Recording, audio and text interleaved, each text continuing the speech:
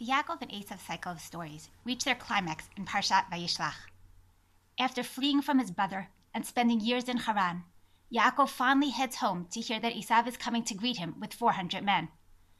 Anticipating the worst, Yaakov readies his camp in case of war, prepares a present by which to appease his brother, and prays to Hashem. However, immediately before the text shares the outcome of the reunion, the narrative abruptly cuts away and tells a seemingly unconnected story: the intriguing and mysterious episode of Yaakov's struggle with an unknown assailant. The story is well known. After Yaakov helps his family cross the Yabok River in the darkness of night, he finds himself alone, wrestling with an unnamed opponent throughout the night. The assailant is unable to overtake Yaakov, though he does manage to dislocate his thigh. When dawn breaks, Yaakov's adversary requests to leave, but Yaakov demands that first he bless him. The unknown figure asks Yaakov for his name and tells him that he will no longer be known by that appellation, but rather by the new name Yisrael. Ki sarita im Elokim ve'im anashim v'tuchal, for you have fought with God and men and have prevailed.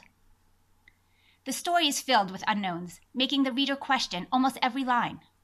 Who is the individual who mysteriously attacks? Is he a man, as might be assumed by the narrator's reference to him as an Ish? Or is he an angel, as he says, you have fought with God? Is he divinely dispatched, or is he coming of his own volition?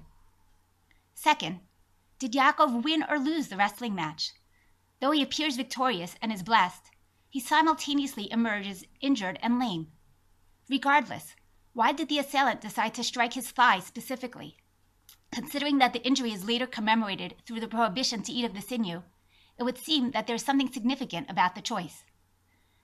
Third, why does the struggle end with the break of dawn? And how are we to understand Yaakov's request of a blessing at the end? Why would he want to be blessed by a total stranger, especially one who just attacked him? Moreover, what is the meaning behind the ensuing change of name? Finally, and most importantly, why is this assailant attacking Yaakov at all? What message had he hoped to convey? Is there a connection between this event and the larger story of Esav's impending arrival? In addressing our questions, commentators are influenced by both internal and external factors. On one hand, their readings depend on how they understand not only our story, but the entire cycle of Yaakov and Esav's stories. Their general takes regarding the characters of each sibling throughout the book naturally influence how they read each in our story as well. In addition, their readings are colored by their individual philosophical views on the nature of angels. Are they spiritual or physical beings? Do they have free will or not? This combination of factors leads to a variety of interpretations of our episode. A first approach, known to many via Rashi, identifies the assailant with the guardian angel of Esav and suggests that the assault on Yaakov was an attempt to reclaim the birthright and blessings. The angel's intent was to harm, and Yaakov was saved only because Hashem aided him. If so, as one Tosafist commentary posits, the strike to the thigh can be understood as an attempt to blemish Yaakov and render him unfit for sacrificing. Since Rashi maintains that the birthright was a religious status, the priestly privilege of sacrificing to God, this reading presents Esav's messenger as trying to undo the sale by making Yaakov ineligible for the position. Yaakov, though, turns the tables as he overpowers his attacker and demands of him not a new blessing, but to affirm that the blessings already given by Yitzchak rightfully belong to him and not to Esav. According to Rashi, the attacker acquiesced. He tells Yaakov, Lo yomru alecha od she'abrachot ba'akiva u'v'rmiyah ki im b'srara u'v'gilui panim. It shall no longer be said that the blessings came to you through supplanting and subtlety, but through noble conduct and in an open manner. The change of name represented an admission that the blessings did not belong to Yaakov due to his trickery, but rather because he rightfully deserved them. According to Rashi, then, our story is integrally related to what surrounds it. Rashi consistently reads Yaakov and Esav as righteous and wicked, and so here too he views Esav as intent on killing, and Yaakov as being vindicated in all his actions. This reading continues to the end of the story and the actual reunion, where Rashi raises the possibility that Esav's embrace and tears are insincere. One midrash goes even so far as to suggest that Esav's purported kiss was actually an attempt to bite Yaakov in the neck. When Yaakov then tells his brother, Ra'iti fanecha kirot pnei Elokim, I have seen your face as one sees the face of God, this is not an expression of favor, but a warning. Yaakov cautions Esav not to attack, lest he be defeated like his guardian angel. One troubling aspect of Rashi's reading, though, is what it suggests about angels. For according to Rashi, Esav's guardian angel intends to attack Yaakov despite the fact that Hashem wants him safe, suggesting that angels have free will to act against Hashem's wishes. Those who are uncomfortable with such a notion might suggest a slight variation of this position and posit that the attacker was not an angel, but in fact a human advocate of Esav sent to take revenge on Yaakov for his previous deeds. With this, we move to a second approach, that of Radak, a 12th century Provençal commentator whose reading of the story is almost exactly the opposite of Rashi's. Radak suggests that the entire encounter was designed by Hashem to give Yaakov confidence that just as he emerged victorious in this struggle, he would triumph over Esav as well. The angel is not the guardian of Esav, but of Yaakov. He comes not of his own volition, but at Hashem's behest. His goal is not to subdue Yaakov, but to be subdued by him. Shadal, a 19th century Italian exegete, tries to support this reading through his understanding of the word ve'avek. Though we tend to think that the word refers to intense wrestling, the verb comes up nowhere else in Tanakh except in our story, and so its meaning is actually unknown. Shadal suggests that the word might be related to the root chavak, to embrace, and that it refers not to a fight to the death, but to a friendly match. The angel had never intended to harm Yaakov during the struggle. He only pretended to in order to bolster his confidence. The message of the encounter is revealed in Yaakov's new name, Yisrael, Ki sarita im Elokim ve'im anashim vatuchal, for you have struggled with God and man and prevailed. Radak writes, V'shalach hakel ze hamalach liYaakov lechazek libo, shelo yira me'esav, lefichach ne'evak imo v'lo yachol lahapilo, kein Esav lo yuchalo. And Hashem sent this angel to Yaakov to strengthen his heart, so that he should not fear Esav. Therefore he wrestled with him, but could not fell him. So too, Esav would not be able to prevail against him. V'ne'evak imo adolot hashachar, ramaz lo bazeh, ki tiyeh lo revach v'hatzala, shehu ka'ora achar hachashecha. And he struggled with him until dawn. He hinted through this that there is light after the darkness. According to Radak, the angels leaving at dawn is symbolic and hints to the message of the episode as a whole. The dark threat is soon to pass and to be replaced with light. In explaining our story, Radak leaves open the possibility that the wrestling match happened not in reality, but only in a prophetic vision. In this he follows the Rambam, who assumes that all stories in which an angel appears in physical form must be re-explained as a dream, since angels are spiritual beings who do not take on human garb.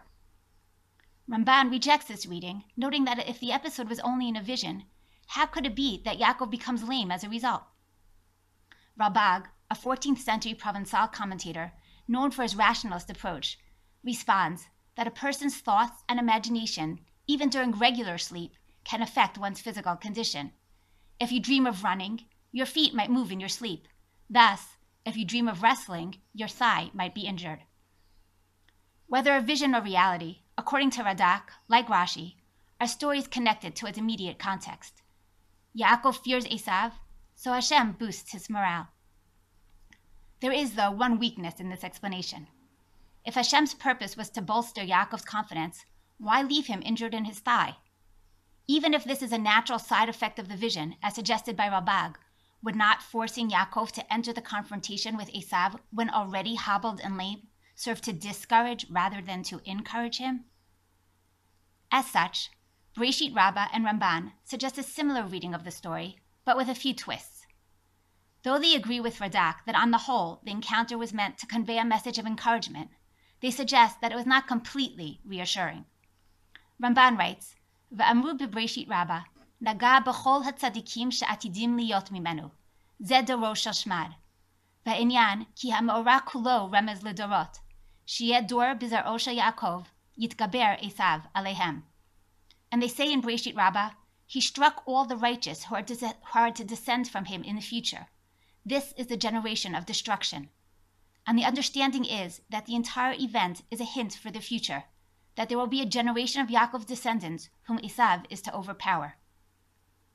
According to this reading, Yaakov's skirmish with and victory over the angel represented the future struggles of Israel and their ultimate salvation from their enemies. The message is not one for Yaakov alone, but for the future nation. The Midrash assumes that the angel was a representative of Esav and that the thigh is symbolic of progeny. As such, the encounter foretells how in the future Esav will attack Yaakov's thigh, his descendants. There will be eras in Jewish history in which Am Yisrael will be persecuted by the hands of Esav, who is identified by the Midrash with the arch-enemy of its own time period, with Rome. During these periods, many will die sanctifying Hashem's name. But just as Yaakov ultimately prevailed over the angel and over Esav, so too the nation will ultimately survive the persecution of Rome. This approach views the encounter as a real physical struggle, but one which had prophetic significance and determined the course of Jewish history. This is part of Ramban's general approach to history, that Ma'aseh Avot Siman Lebanim, the real-life events and deeds of our forefathers, are a sign for the children. They affect and foretell what will occur throughout future generations. With this, we move to one last reading of our story, one which, like Radak, assumes that the encounter was orchestrated by Hashem, but which suggests that its purpose was not to encourage, but to punish. According to Rashbam, Rashi's grandson, Hashem sent an angel to punish Yaakov for doubting his promise to protect him, and to prevent Yaakov from running away from his brother. In contrast to most other commentators, Rashbam assumes that when Esav set out to greet Yaakov with 400 men, his intent was not to attack, but to show respect. The men were not an army, but an honor guard. Rashbam presents Yaakov's messengers as reporting back to him, Banu el achicha el Esav, umatzata chen be'enav kasher amarta, v'gam hinei hu mitoch shesamach beviatcha, uvahavatto otcha, holech lekratcha v'arba me'ot ish imo v'chvodcha. We came to your brother Esav, and you have gained his favor, and he himself, due to his happiness at your coming, and due to his love for you, is coming to greet you, and there are 400 men with him to honor you. On our first reading, many are surprised by this understanding and wonder, where is Rashbam getting this notion from? It seems, though, that Rashbam is simply reading the end of the story into the beginning. After all, the verses later say explicitly that Esav runs to Yaakov and embraces him. And Rashbam has no reason not to take those verses at face value. In contrast to his grandfather Rashi, Rashbam's pshat approach means that he tries not to read into the story and into the text, but only out of it. Thus, throughout the Yaakov and Esav stories, he consistently reads Esav not as a wicked person, but as a neutral character. In our story too, then, he reads Esav as no longer being angry at Yaakov. Time and Esav's personal good fortune have healed the wounds. Since Esav has sired a clan of his own and claimed his own territory, he likely did not feel that he had lost out too much from Yaakov's actions. Yaakov, for his part, though, is still wary and cannot believe that Esav does not wish him ill. So he not only sends gifts and prepares for war, but actually attempts to flee with his family. It is for this reason that he crosses the Yabok River in the dead of night, which would otherwise seem like a somewhat foolhardy action. Before he manages to escape, however, Hashem sent an angel with a dual mission. First, to punish him for his lack of faith in Hashem's promise of protection, and second, simply to delay Yaakov and prevent him from escaping and avoiding the reunion with Esav. Rashbam writes, Umasha laka Yaakov v'nitzla, lefi shakadosh baruch hu hifticho, v'hu haya boreach. The reason that Yaakov was punished and lamed was that despite God's promise, he attempted to flee. V'chein matzinu b'chol ha'olchim b'derach shalo b'ratzon hakadosh baruch hu, o mema'anim lalachat, shene'enshu. Similarly, one finds that whenever someone attempts a journey or refuses a journey against God's will, he is punished.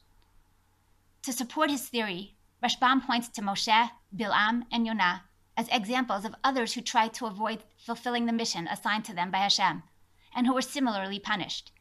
Each is put into a potentially fatal situation, and in Moshe and Bilam's case are hurt or touched in the thigh, the very leg which refused to head in the direction laid forth by Hashem. There is one part of the story, though, which this reconstruction does not adequately explain. Why does Yaakov deserve a blessing at the end of the story? And why is he deemed victorious if this is all a punishment? Rashbam could perhaps answer that once Yaakov's thigh was wounded, his sin was atoned for, and he could then win the duel. In the parallel cases brought by Rashbam as well, the punished parties are ultimately saved. According to Rashbam, Hashem wants to teach the offenders a lesson, but then have them continue their mission. To summarize, our story has been viewed in vastly different ways, as an attack, encouragement, or punishment. It might have involved an angel, a person, or simply have occurred in a vision. According to most, its message was for Yaakov. According to others, for Am Yisrael as a whole. The messages our Parshanim relay through the story are similarly varied. Radak reminds us that dawn always breaks the darkness of night. Though life often brings periods of darkness, if one trusts in Hashem, the light will eventually shine through. Rabban emphasizes that Ma'aseh Avot Siman Lebanim, never underestimate the power of an individual's actions, for they might pave the way of history. And finally, Rashbam teaches that even seemingly irreparable rifts can be healed, and hatred can be turned back into love. For more topics related to Yaakov and Esav, and discussion of other parts of Parshat Vayishlach, please visit al-attorah.org.